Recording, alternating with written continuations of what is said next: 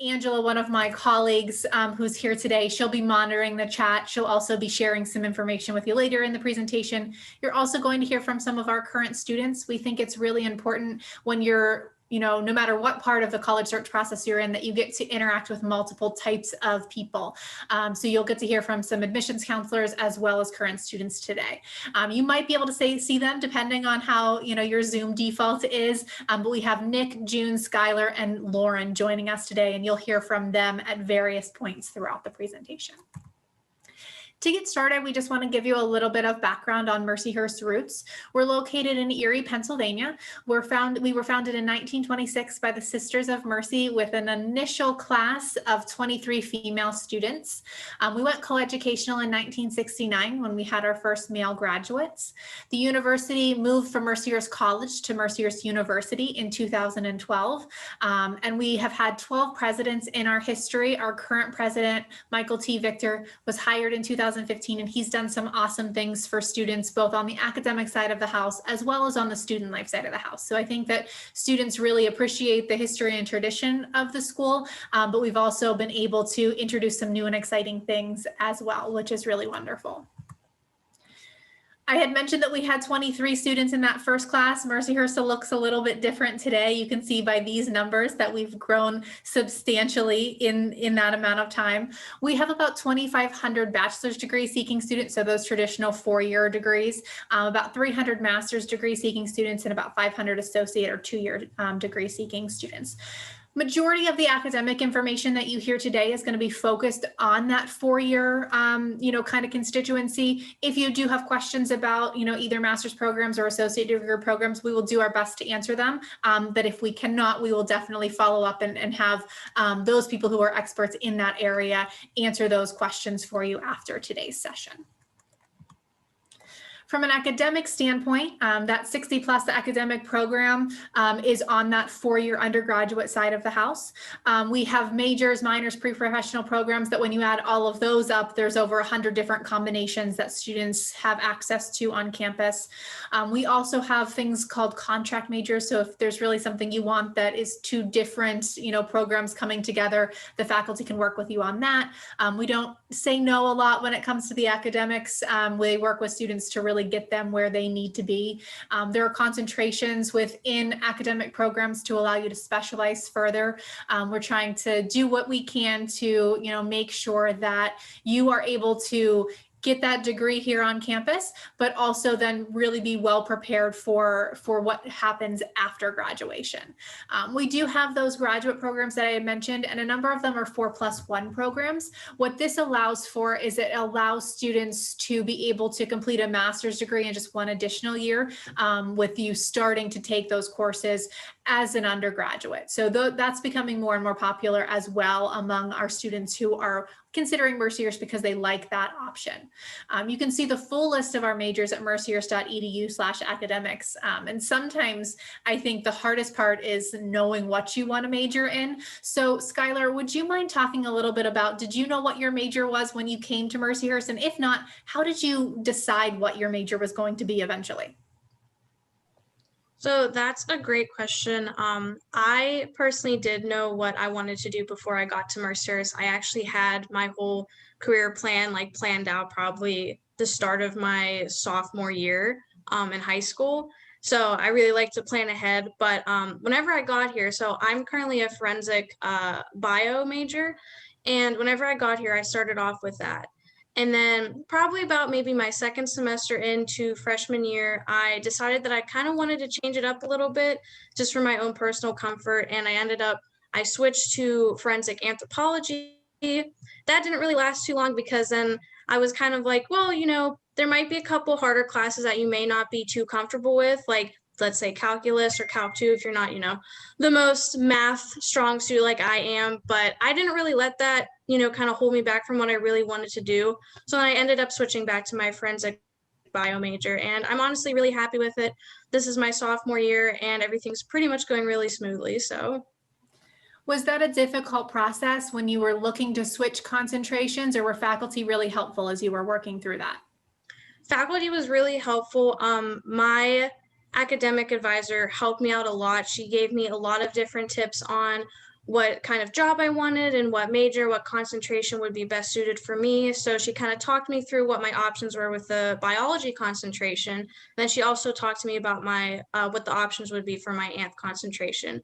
And you just have to get 2 signatures, I believe, one of like the normal major professor or whoever looks over that major, and then the concentration, or if you wanted a minor, one of their professors to sign that off for you. Awesome. I know another big thing is students want to know, maybe you do know what you want to major in, but when you get here, you discover other programs, or you come in knowing I want to be a double major in, English and history. And, students want to know, is it possible to be able to do that in a traditional 4-year time frame? Nick, can you talk a little bit about that? I know you are a double major and you're sort of working through that process right now. And so can you talk a little bit about the process for adding a second major and how faculty and academic counselors work with you to make sure you're going to kind of check all of those graduation requirements needed for both programs? Yeah, of course. So yeah, I came in as a intelligence studies major. I've always had a passion for politics though, so I was really considering, okay, well maybe I want to pick up a political science minor or another major. During your freshman year, you take a class called IMU, and my IMU facilitator was actually one of the academic counselors.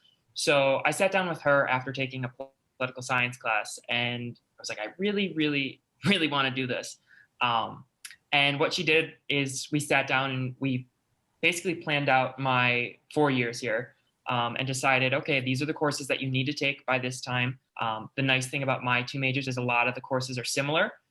So I need some political science courses for Intel and some Intel related courses for political science.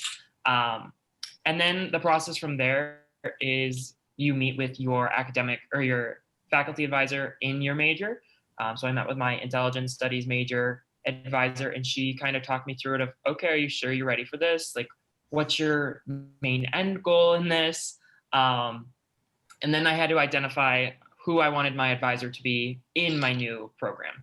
So in the political science department, I had a professor before, and so I said, okay, hey, Dr. Ripley, you want to be my advisor? And he was super, super helpful with that. And to this day, I still love it. I'm almost completed with my intelligence studies major, and I'm now in a lot of political science courses. But they definitely make it easy on you to figure out how you can do both your passions. And if it doesn't work as a major, you can still do it as a minor. And we can fill it in that way. Yeah, I think sort of just kind of filling it in and exploring with your advisor brings up another point too, that if you are a student who's joining us today and you're undecided on your major, know that faculty, similarly to how they'll sit down and work with you through adding a second major, is it possible, they'll also sit down with you and work through, is this maybe a good major for me if I don't know what I want to major in? So faculty and academic counselors really do well if you know exactly what you want to do, or if you're not sure and you need some more guidance to get through that. So I think that's one of the best things that we offer. And that leads right in nicely to the next point, the dual advising. Students all have a faculty advisor and an academic counselor. So they have 2 people, one who is a professor, one who's more on the staff side that can help with those general Mercyhurst questions to really help make sure that you are successful. One of the big things that faculty advisors help students with is advising day. June, can you talk a little bit about what advising day is and how students really do get to develop a close relationship with faculty on campus? Thing. So advising day is where that is a day where we do not have classes and faculty are in their office and students can go in, have a meeting to plan out and look over their potential block schedule for the upcoming semester. So for me, just a little background, I'm a senior studying hospitality management with a concentration in events. So when advising day approaches, it's usually in mid-October that we will meet with our faculty advisor. Usually I will go in, have a planned schedule of what classes I need to take that might require a prerequisite, so a class that I need to complete before getting into another class within a major. I would sit down with my faculty advisor to sort out, okay, do I meet the correct amount of credits in order to be considered full students, you need a minimum of 12 credits for undergrad per semester to be considered a full-time student. And they'll give you, sometimes the faculty may give you some advice on like which classes you should take versus some other ones. What is nice is that a lot of you can also check out and list off what classes based on what professors you know may not be the best fit for you. So you know right then and there to avoid taking those classes with those professors. So if you have a better relationship with any of your major professors that you want to take more of, because you'll have a lot of those classes, that would be the best route. For me, I also know before advising day hits, I will also check in with my AIM advisor. So I am a student who is certified in the AIM program here at Mercyhurst. That is the autism initiative at Mercyhurst program that we offer. And what I do is that I have an AIM advisor along with my major advisor, and they both help me to sort out and plot out what classes I would want to take for the upcoming semester. And when it comes to advising day, and I have the block schedule all situated, as long as they approve, and I'm all set to go. The student faculty ratio here is 14:1, and they really want to get to know each and every student. The classroom sizes here is pretty much the maximum is like 30. We do not go anywhere near the 100 students to one professor because we do not have the size for that. But this faculty, what I would say is that the faculty really want to get to know each and every single one of their students in the major as fast as they can. And that is why they are so dedicated and so willing they're so willing and so open to assist you to make sure you can graduate in 4 years. And that's I can say that it's very well evident whenever advice date does come around. Thanks, June. I think another thing that's really great about the faculty is our faculty teach all of our courses as well. So unlike a larger university where you might have a TA or a GA in front of the classroom instructing you, you have the faculty whose name is associated with the class in front of you teaching that class. So I think that's another way that, students really do have, a lot of access to these experts in whatever field they're majoring in or whatever field you're taking classes in. I know that when I was a student, it was a long time ago now, but some of the faculty are still here. I see them around campus and they might not have been in my major and they still remembered who I was from classes. So they really do a great job of investing time and energy in the student experience on campus. We had mentioned a couple of different ways that, we want you to be successful after campus too. And one of the big ways we do that is our Career Development Center. We have career counselors that work with students across the board in all of our majors on campus. They utilize software called Handshake. They really encourage you as early as your freshman year to start using this so that you are able to, really connect with people. You're able to see what internships are available. You're able to work on things like a cover letter, resume, mock interviews. They really, really do, work individually with students to make sure you are going to be not just successful as a student on campus, but that you're going to be successful when you leave campus as well. A couple of the more specific academic resources that we have outside of those faculty advisors are the Writing Center and peer tutoring. We also have an honors program, which is something that students who qualify for at the time of your application, we then invite you to apply to the honors program.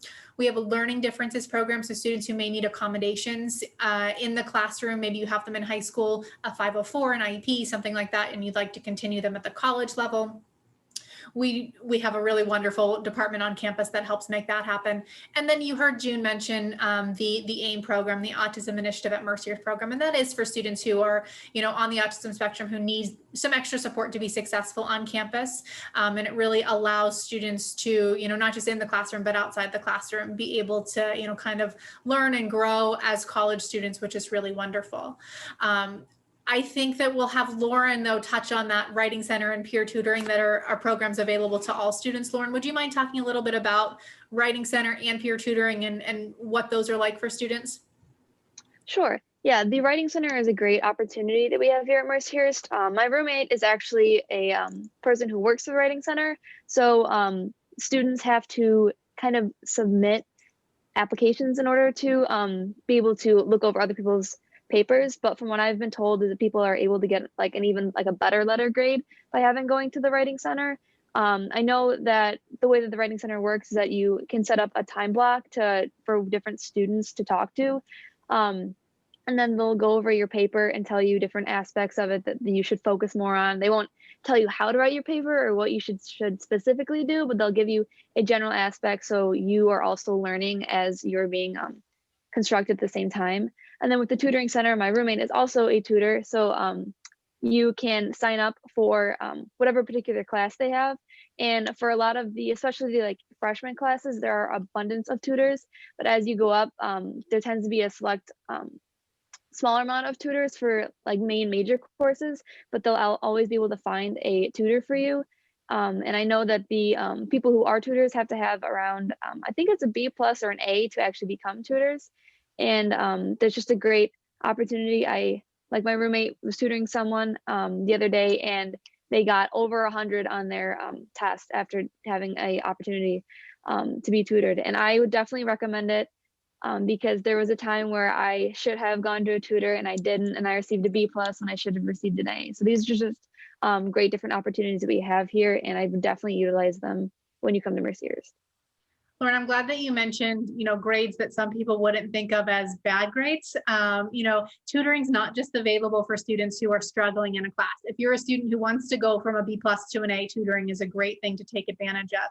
If you're an awesome writer and just want someone to proofread your paper for you, the Writing Center is there for you. We really do mean it when we say it's available for any student. You don't have to have a minimum or a maximum GPA to be able to take advantage of the Writing Center or peer tutoring. We do make sure, like Lauren said, that those students who are the ones helping out and being tutors have that minimum GPA. But other than that, it really is there for all students. Study abroad. Right now, we don't have any of our current students who have studied abroad. We had a little bit of a hiccup last spring when students who would have normally had the opportunity to study abroad were not able to. But we do have a really robust study abroad program on campus. We have, or I guess off campus, we have a sister campus in Dungarvan, Ireland. It's Erie's sister city, so it worked out really well. The Sisters of Mercy who founded our school also were initially founded in Ireland. So that combination worked out really well. Plus, Ireland is always a really common location that students like to study abroad. So really win-win-win there for students. Typically, that's an 8-week experience where students and faculty travel together to Ireland and spend about a half a semester taking courses.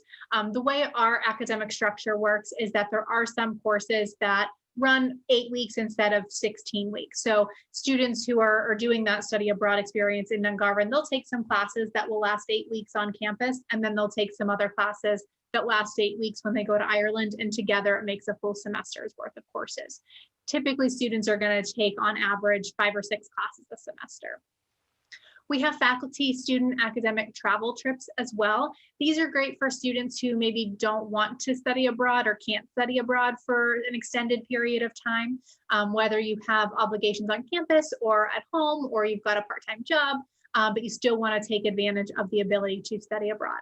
Classes for these happen on campus during either the fall or the spring semester, and then after the trip is completed, that's when the study abroad experience happens. The options change every year. We've gone to Greece and to Italy and done tours of Western Europe, and they've done Australia. I think Japan was on the list a year or two ago.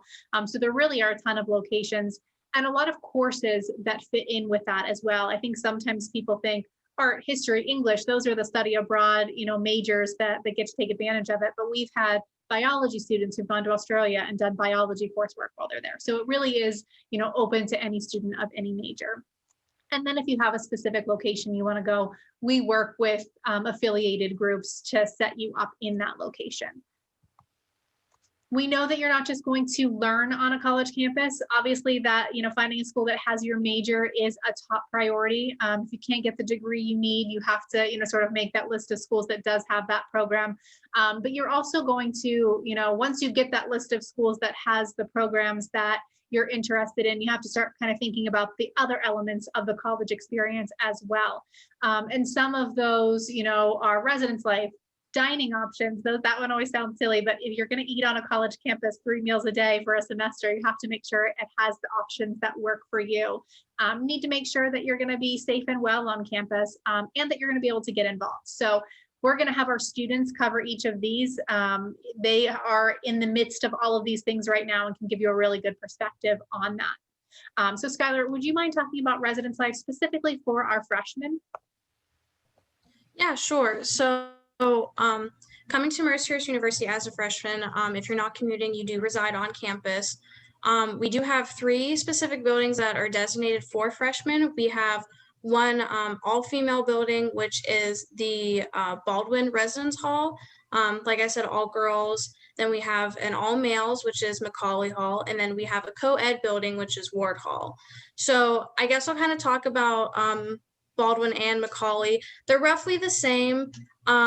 Couple things that they have. So typical room for Macaulay or Baldwin, well, for Macaulay specifically is it would be you and another roommate, and you would have, 2 beds, 2 desks, 2 dressers. There are a couple cabinets, a couple wall dressers. You do have a window or a mirror. What else? There is a communal bathroom is how Macaulay Hall kind of works. The bright side about that is that you don't have to clean it. So there's that. And if the communal bathroom seems like it seems too full for your comfort, you can go to any of the other floors and use the communal bathrooms. You can bring in a microwave, or you can't bring in a microwave. They are offered every floor in the 24-hour lounge of your floor, but you can bring in a mini fridge. You can bring in a Keurig. What's some other things? I know those are the 2 main things. You can't bring in candles, you can't bring in incense, anything that seems really flammable. Can't hang up Christmas lights, but you can bring in a candle melter in case you wanted to, and you can also bring in a fan.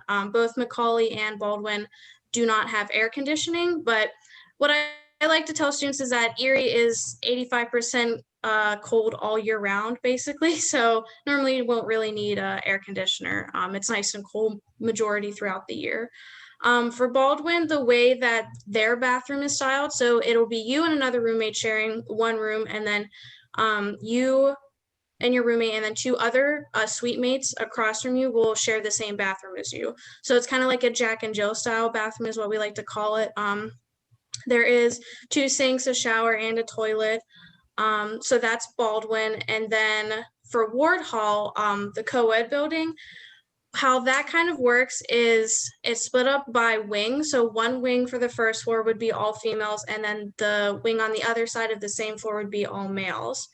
It's kind of like how it works is that you are only designated to swipe into your wing. So if you wanted to go on a different floor or into a different wing, you'd have to have somebody let you in.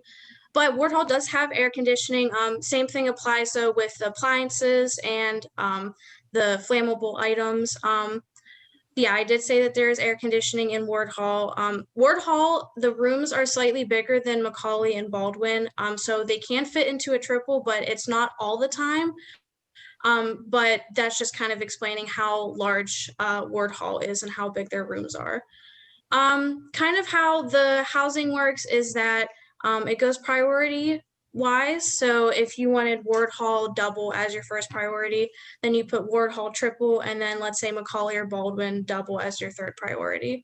It's kind of like a first come, first serve. So as long as you get in your housing contracts before February, March-ish, you should be able to get into your designated building that you wanted.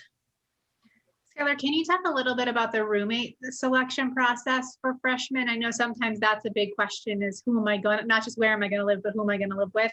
Can you talk a little bit about the options there? Yeah, absolutely. So how the roommate situation works, personally how mine went is that I went to a forensics event day, I believe a year before I was going to move into college. And that's how I met my roommate. It was actually right across the table. She sat for me and she complimented my nails. And And then we talked the whole day and she was like, let's be roommates. And I said, okay. So that's how I found mine. So if you know somebody who is also coming to Mercyhurst with you, for the roommate contract, all you have to do is just put in their name and they have to put in your name, and you guys are automatically roommates. If you don't know anybody, it's okay. All the students go through a survey, and what they do is they kind of match students for you that maybe could be potential roommates based off of the questionnaire that you answered in the survey, and just kind of whoever seems to fit your questions better, then that's kind of who they would match you up with. But yeah, we have a great matching system for trying to find roommates in case you aren't too sure on how to get one. So Awesome, thanks. Dining, I think, is the next big thing. After where am I going to live, where am I going to eat is the next big question. Lauren, can you talk a little bit about the dining options on campus? Sure. So we have two main dining halls on campus. The main one is Grotto Commons, which is located practically in the center of campus, which is where most of the freshmen will frequent. That as soon as you walk in, there's a salad bar that has over 100 different toppings. There is a grill, which is kind of a 4th of July style. So there's almost always hamburgers, hot dogs, grilled cheese, French fries. Also located in this dining hall is the daily dish, which has most of your homemade, home style kind of meals. There's always some sort of meat or some sort of potatoes or any type of vegetables. And there's always, the meals always range. They never are the same throughout the week. Like it's never the same thing every Monday, every Tuesday. They like to incorporate Taco Tuesday every now and then. And then we also have the clean plate, which is in the back. And that's one of the, is recognized for how allergen friendly it is. And it's also a great option if you're looking to eat healthier. They have different options where they won't cook with butter and won't cook with peanut oil. It's just another great option. And then we also have the deli, which is kind of like a Subway where you can have your own sandwich or panini or already pre-made sandwich made. And then we also have the oven where we have a bunch of pizza. So the oven is where we have pizza and pasta. And I had talked to one of the people who work at the oven. They said like on a busy day, they go through it probably at least 50 different pizzas. And then my favorite location in the dining hall is, name is escaping me right now, but it has more of kind of gourmet style dishes, and they're smaller and they're plated very nicely. And I think my favorite meal that they've made is mussels with there's some sort of pasta, and then there's like a little garlic bread on there. That's one of my favorite spots that we have. And yes, it's Bravissimo. That's my favorite. I can't believe I forgot that. And then so that's for the main dining hall on campus. The majority of freshmen will frequent this location, but we also have another dining hall located in Ryan Hall, which is the bottom of the sophomore residence hall.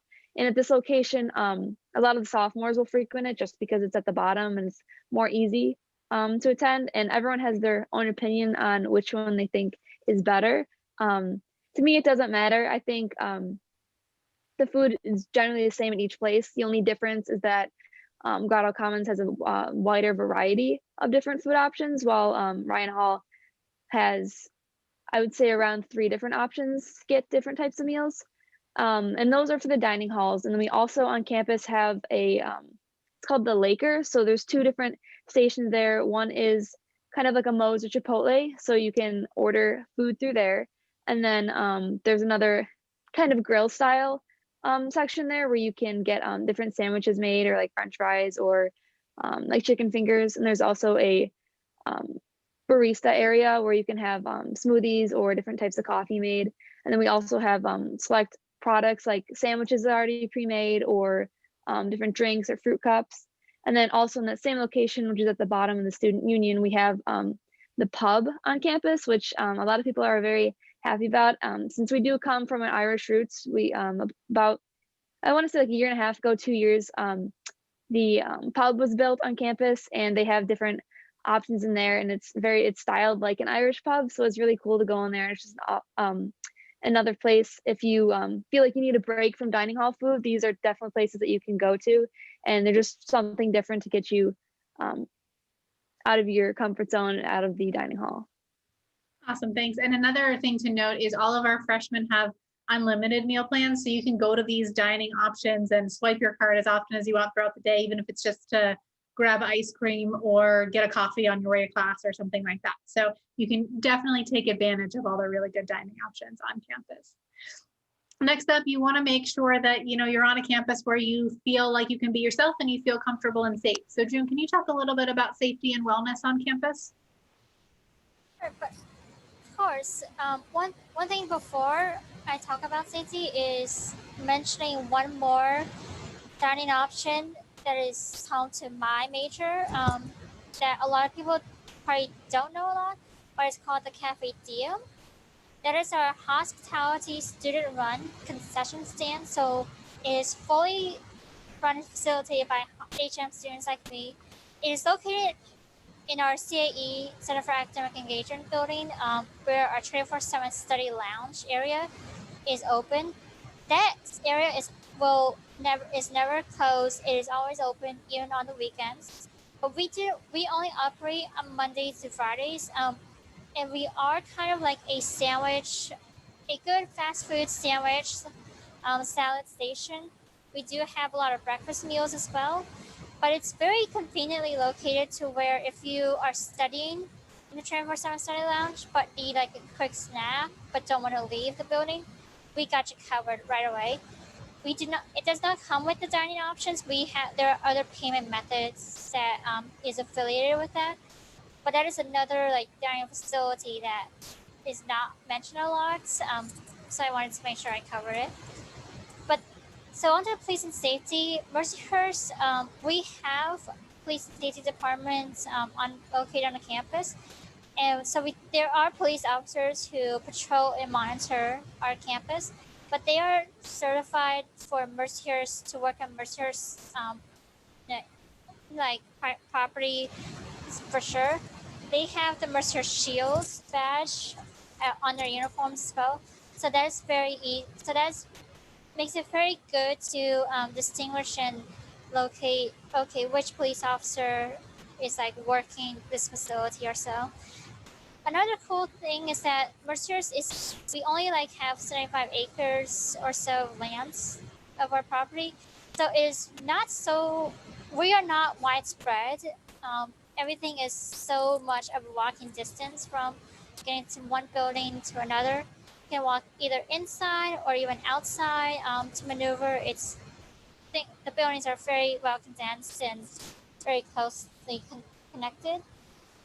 If there are areas where you may feel lost, or like if it's late at night and you don't feel safe walking by yourself alone in the dark, we have a lot of white poles and blue light system poles scattered around the campus.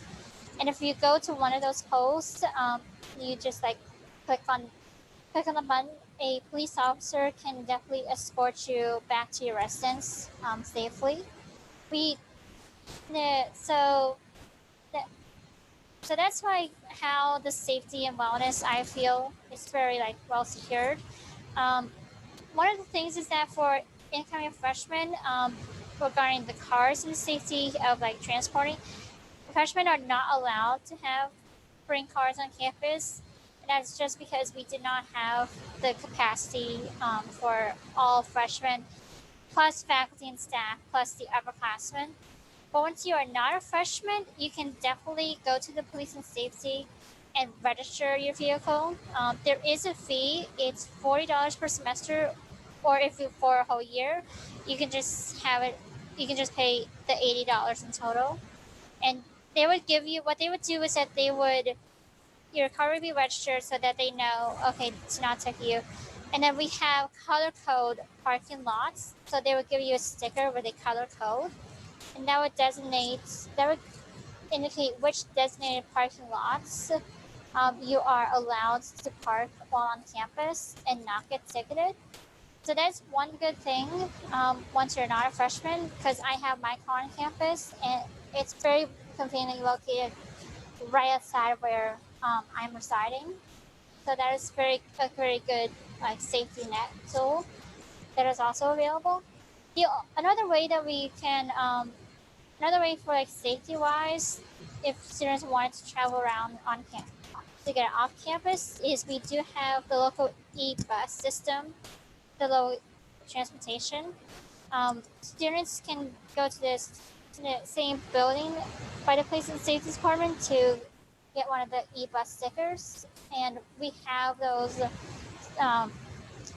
those pick up around the apartments. And if students want to get off campus or travel and while using that bus system, it is always free for students. So that is very nice. But other than that, for me personally, I have always felt a high level of sense of safety and security. I've never felt the need to bring up a police officer or to just check in on me or felt threatened by any means.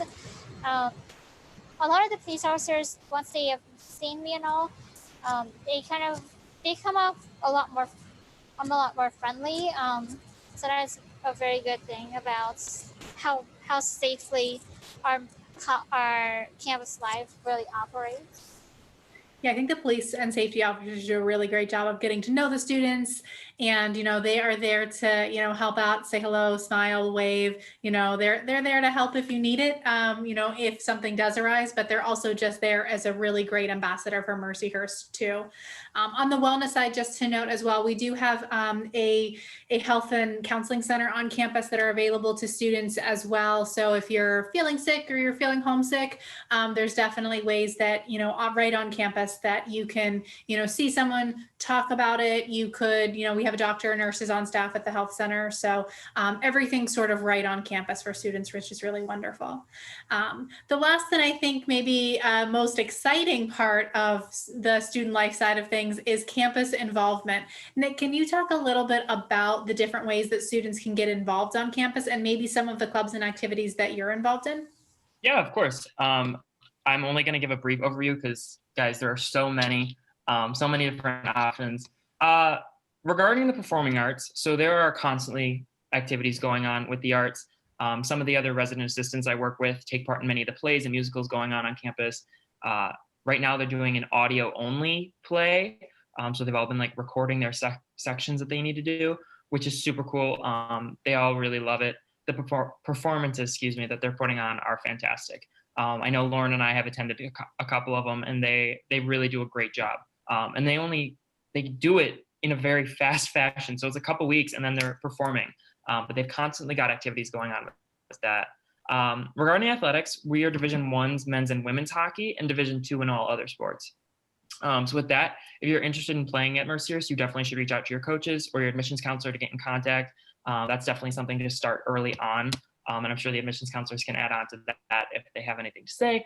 But we also have a ton of club or JV sports on campus. So if we don't have a sport, you can always begin the club sport. I'll talk about how to do that a little bit, but creating a club sport is just as easy as starting another club on campus. For other activities on campus, we have many of the larger organizations. So we've got the Multicultural Activities Council, Student Activities Council, and Mercer Student Government. Those hold events every week. There's events going on every Friday and Saturday night for students. Student Government holds events all over the semester. On top of those, we have about 100 other clubs, and it continues to grow every day that you can get involved in. And similar to the sports, if we don't have it, you can start it. So, I recently just went under the process of starting a club. It's a very, very easy process.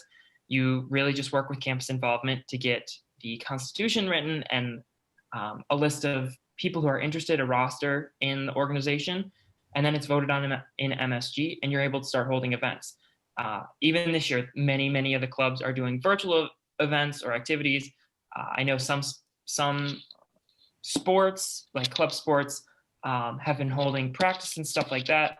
So even in COVID land, we're still trying our best to keep students involved. That's something, even as freshmen too, your RAs will do a lot of different activities with you as well in the residence halls. So we definitely keep you involved. What are some things that you're involved in on campus, Nick? Sure. Well, as you can see, I'm an ambassador. So this took up a lot of my time freshman year. You go through a pledge process that requires a lot of your time, a lot of effort, a lot of studying in history, but I'm involved in ambassadors. I'm involved in residence life. that's not necessarily a club, but Residence Life is a huge activity for some students. Res Life sucks up much of my time. What other club am I involved in? I'm involved in the leadership development program. I'm involved in some of the intelligence clubs, including the National Security Club, Law Enforcement Intelligence Club, the Competitive Business Intelligence Club. I'm trying to think of what else. I know there's one more and I'm forgetting, but there's many options for everyone. There was a Pokemon Go club when we were freshmen that was going around. So we've got everything. And I think they do a great job of making sure that the clubs are what students want to participate in that year. So Nick mentioned that they kind of change all the time as far as what the clubs that are currently active are. And I think that that's just a testament to, you know, how involved our students are, is that they can kind of drive what clubs are active, because they do want to be so actively involved in things. And there are some clubs that might take up a lot of your time, like ambassadors. There might be other clubs that you go to a meeting once a month and just talk about movies, or, you know, walk around campus with Pokemon Go, things like that. So wide variety of types of clubs too, from academics to some more prestigious clubs on campus to ones that you do just for fun. And you should do those ones too. I mean, we really want students to have that balance. That's important. We want you to be successful inside the classroom, but one way you do that is by having that, you know, kind of life balance to go with it. So all of that sounds wonderful. I'm sure you're now questioning, how do I become a Mercyhurst Laker? My colleague Angela is going to take over and go through the admissions and financial aid process, so you can find out how you could be one of our current students next year. Hello, welcome everyone. Well, it's nice to get to talk with you all, and I guess to just jump right into it. As far as our application, we are on rolling admissions, which allows us to review applications on more of a holistic review way. So whenever we're looking and reviewing over your application, we're not looking and comparing you to a whole bunch of other students. There's no early decision, early acceptance or anything. It's just all considered regular decisions. So me personally, I really appreciate that in our application review, as far as just who we are and everything, but it also really allows us to have a nice even playing field for whenever we're going and reviewing your application. There's two different ways that you can go and apply. Both of them are free. The first one would be through the Mercyhurst Common App, and that's just right online. If your school hasn't talked to you yet about it, it's basically one big site where you can go, log in, fill out one big application, and you can apply to a whole bunch of different schools all at the same time. The other one would be through the Mercyhurst official application, and that's just right on our website. And you just hit the big green apply button and then walk through that application process there. The other application is very similar to the Common App. A lot of school counselors will use them. It's called the Coalition application. It's very similar to the Common App as well. And both of those open on August 1st, and the Mercyhurst online application is on July 1st. So if you're a school senior this year, then our applications are completely open for you and you're able to apply now. To apply, you'll need a few things. You'll need a high school transcript. The one caveat to that is if you're using the Mercyhurst University application through our website, that is self-reported. So you can literally just copy and paste your grades right into there along with your classes.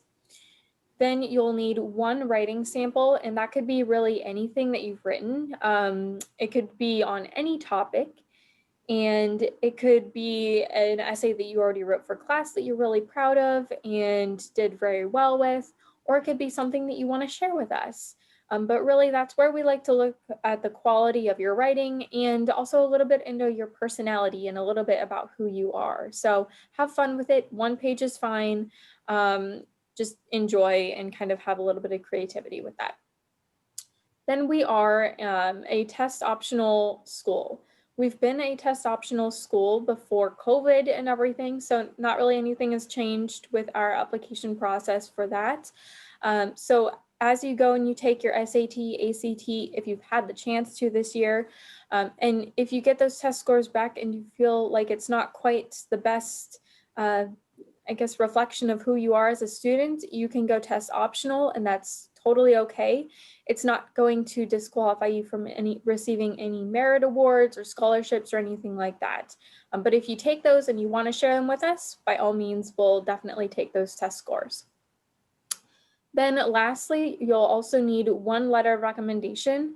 If you would like to include more than one, you can, but one is our minimum requirement. And just kind of ask someone who knows you quite well, and we'll put a little bit of thought into your letter of recommendation for you. Kind of same going along with everything, our student profile, our average student coming in has a 3.4 GPA, 1070 SAT, and a 23 ACT. That's not to say that if you don't have those numbers specifically, then you can't get in or shouldn't apply. If you have a lower GPA than that or something, by all means, it's definitely still worth it to apply, because we do consider other things like your writing sample and your letters of recommendation and everything like that into our decision. So we're not strictly going off of your GPA or your SAT score or anything. We like to really look at everything as a whole, kind of in that holistic application review. Then for all of your federal student aid and everything, basically, whenever you are accepted to the university, then you'll receive a merit award or merit scholarship offering, which I can talk to you about later on. But the next part of financial aid is you'll need to file FAFSA, which is the free application for federal student aid. This application will open on October 1st, and you'll need your FAFSA ID and password, which you'll be able to set up right on that website. It'll look at 2 years previous of tax information for you. And then whenever you tag the Mercyhurst FAFSA code to that, then the FAFSA will be able to send us information to allow us to look further into all of your different student financial aid. Sources of aid. So first you have your institutional aid, which could be your merit awards. Merit awards is something that basically 99% of our students will receive at their time at Mercyhurst. And those are renewable for all 4 years, every single year. And you get that right with your acceptance letter. So you'll know that right off the bat. After we receive your FAFSA information, then we'll be able to look further to see if there's additional institutional aid that could be need-based financial aid, some different state grants, federal student loans, and other things like federal grants or work studies as well. So we like to package that together. That's typically then in the fall through the winter time that we'll get those out to you. So as soon as you file a FAFSA and tag Mercyhurst to that FAFSA, then we'll be able to receive that and put that together for you guys. So the next thing that I'd like to go over is about why Mercyhurst. For me, Mercyhurst is why I chose Mercyhurst was I'm an alum from Mercyhurst myself. And whenever I chose there to go to school, and I guess also to work there now, is that they're kind of the perfect size for me.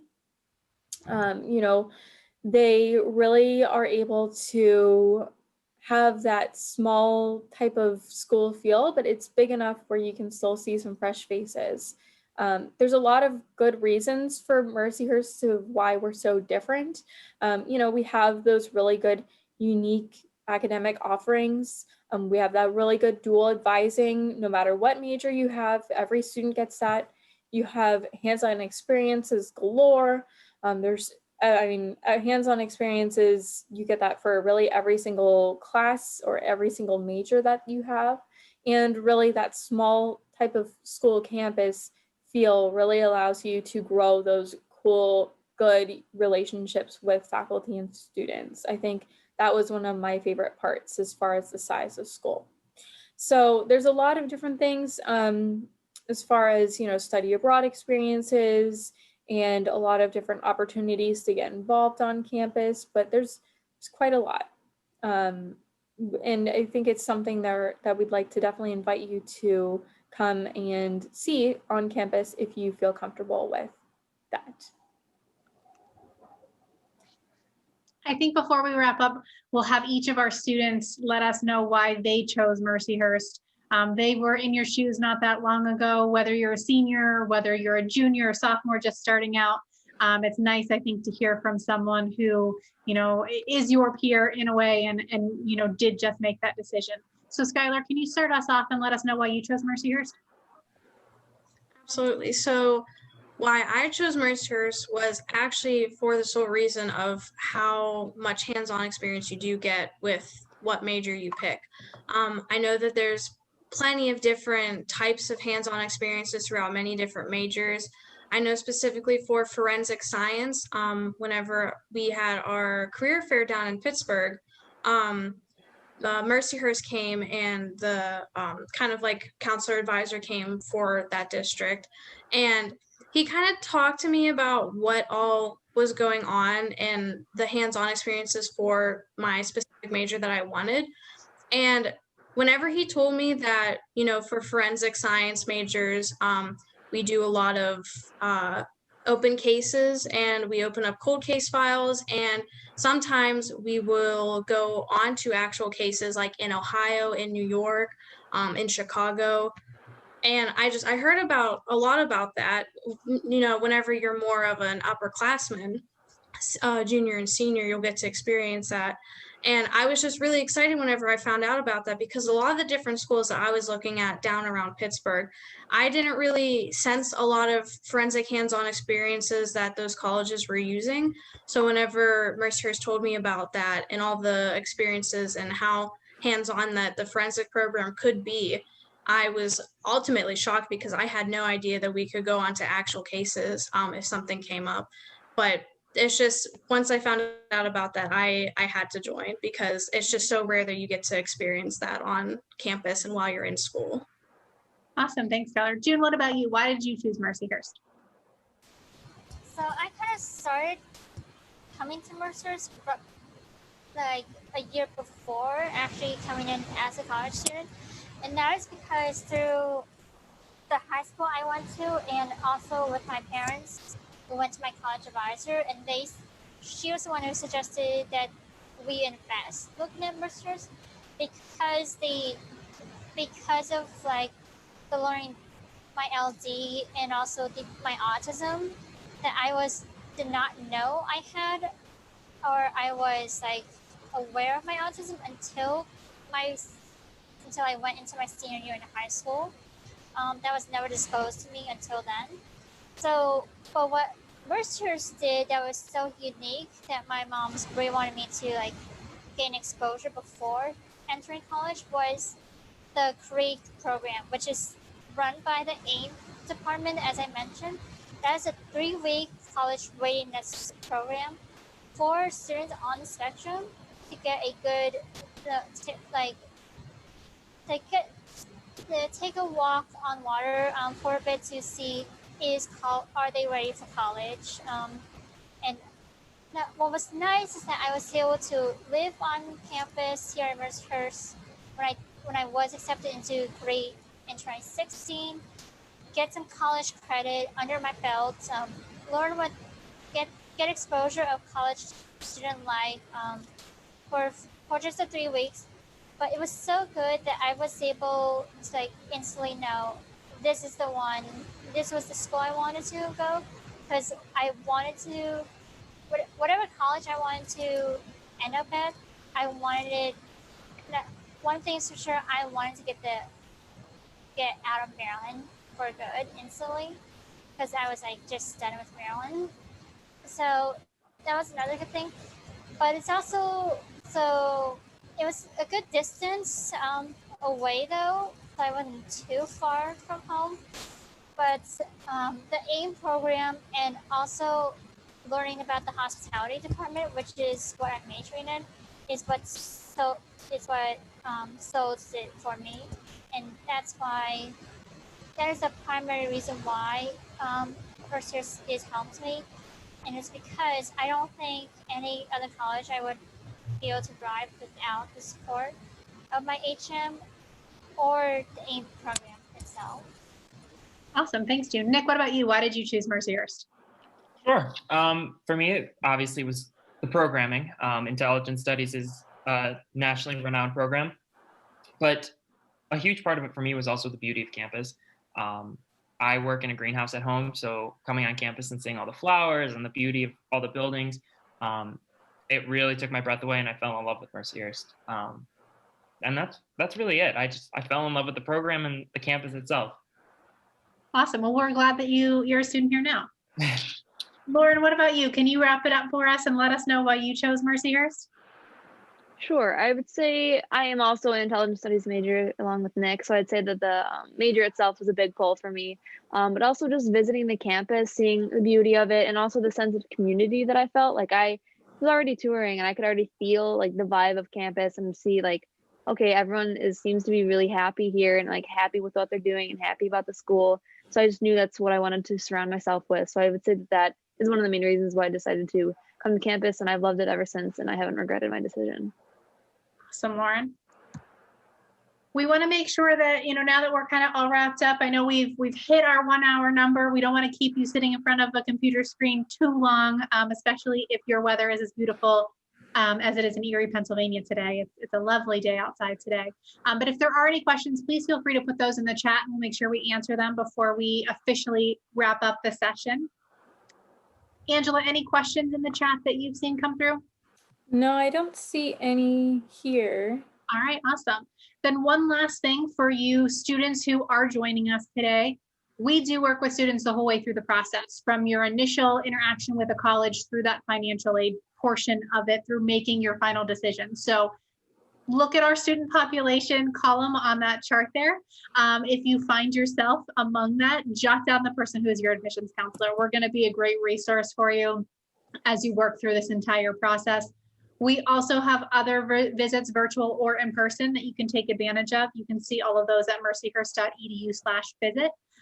We have individual tours that are happening on campus right now, as well as some virtual events that will highlight some of those programs that you've heard mentioned on the major side of things, as well as some of those campus involvement type things that you've heard about throughout the day. So we appreciate you joining and spending an hour of your afternoon with us. We hope we answered those questions that you did come with, and that you learned a little bit more about Mercyhurst today.